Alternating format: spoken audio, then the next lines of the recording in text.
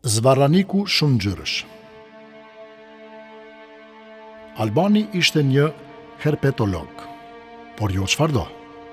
Ai nuk e shite botën e zvarranikëve dhe amfibeve si një katalog të ftohtë fakte shkencore, por si një libër të hapur ku Zoti kishte shkruar me ngjyra, forma dhe mister.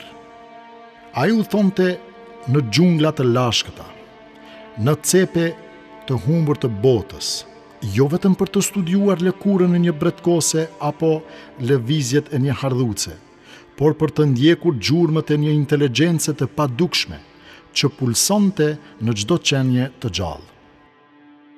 Nga të gjitha krijesat që kishte parë, një e kishte robruar më shumë se çdo tjetër: kameleoni, krijesa që dukej se nuk i përkiste një planeti të vetëm. Ai nuk ecte, rrëshqiste në përdegët e botës me ngadalësinë e një mendimi të thellë. Sytë e tij rrotulloheshin në drejtime të ndryshme, sikur të përpiqeshin të kapnin të gjitha këndet e universit. Por ajo që e bënte të dukej gati si një magji e gjallë ishte aftësia për të ndryshuar ngjyrë, si të ishte një penel i Zotit që pikturonte vetveten në kohë reale.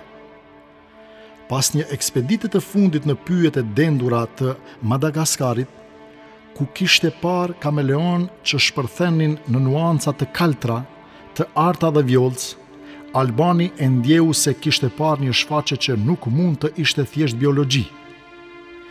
Edhe pasi ishte kthyer në Zvicër, shpesh mbyllte sytë dhe në vetdijen e tij shfaqej lëkura e atij kameleoni që në dritën e mëngjesit tropikal dukej si një fragment i gjallë i një ëndre hyjnore. Një të diele të qetë, ulur në një kafene buzliqenit, Albani ndau këtë përjetim me mikun e tij Gentin. Valet e leta përplaseshin në brigje, ndërsa aroma e kafes përzihej me fjalët e një njeriu që fliste me zjarrin e shpirtit. Genti, tha ai me sy që vezullonin: kameleoni është një poezi që shkruhet me dritë. A e diti se në lëkurën e tij fshihen shtresa mikroskopike me kristale nanomadhësie, që thyejnë dhe përthithin dritën në mënyrë të ndryshme, duke krijuar ngjyra që duken si të pikturuara në ajër. Kjo nuk është thjesht mbijetesë. Kjo është arti një krijuesi që nuk kursen bukurinë as në detajet më të vogla. Genti ngriti vetullat i intriguar. E kam dëgjuar që ndryshojnë ngjyrat për t'u fshehur, por ti po e shes si diçka më shumë.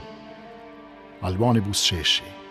Po, sepse kjo nuk është dhe vetëm kamuflim, është komunikim, është gjendje emocionale, është një reflektim i brendshëm që manifeston jashtë.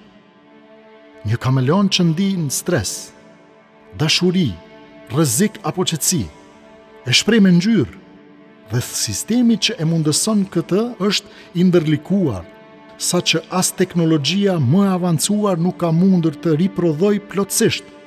Mendohu, kristale që reagojnë ndaj impulseve nervore dhe ndryshimeve të temperaturës, duke bërë që ngjyra të kaloj nga bluja në të kuqe, nga e verdha në jeshile. A nuk është kjo një orkestër biologjike që drejtohet nga një dirigjent i padukshëm? Ai ngriti pak zërin, si dikush që ka zbuluar një sekret dhe dëshiron ta ndajë. Shkenca e quan këtë strukturë fotonike, por unë e quaj gjurmë e Zotit. Në çdo ndryshim ngjyre, në çdo reflektim që dridhet mbi trupin e tij, duket sikur shkruhet një varg i pashkruar nga një libër qiellor. Pastaj me një zë më të qetë e recitoi: vërtet, në qije dhe në tokë ka argumente për besimtarët. Edhe në krijimin tuaj dhe në gjallësat që ai ka shpërndar, ka argumente për njerëzit që kanë bindje. Dhe unë shtoj, në çdo kameleon që ndryshon ngjyrë, ka një kapitull nga ky libër, një fjalë që Zoti u flet atyre që janë gati të dëgjojnë. Genti nuk foli me njëherë, vetëm e shikonte, i heshtur, si dikush që po përjeton për herë të parë ndjesinë e shejtrinsë në një krijesë që më parë kishte quajtur thjesht zvarranik. Albani tha pas një kohe të gjatë: Ndoshta ti nuk e zgjedhur vetëm shkencën. Ndoshta ti po ndjek një rrugë ku shkenca bë dritare për të parë Zotin. Albani nuk u përgjigj me fjalë, vetëm buzëqeshi. Dhe në atë qast, si me porosi, një rreze dielli qau rret dhe ra mbi liçen, duke bërë që uji të marrë ngjyrë ari. Genti e ndjehu se edhe ajri përreth kishte ndryshuar ngjyrë, dhe ndoshta, vetëm ndoshta, ai po mësonte të shihte botën me sytë e një kameleoni dhe të një besimtari. Zoti nuk kishte nevojë të fliste me zë. Ai kishte zgjedhur të fliste me ngjyra, me një kameleon, me një rreze që shpërthen për te i reve, me çdo krijesë që nuk është thjesht krijesë, por një shenjë, një pasqyrë e tij.